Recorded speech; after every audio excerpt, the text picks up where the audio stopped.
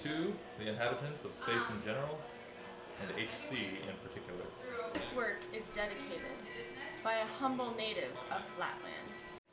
In the hope that, even as he was initiated into the mysteries of three dimensions having been previously conversant, with only two, so the citizens of that celestial region may aspire yet higher and higher to the secrets of 4, 5, or even 6 dimensions, thereby contributing to the enlargement of the imagination and the possible development of that most rare and excellent gift of modesty among the superior races of solid humanity.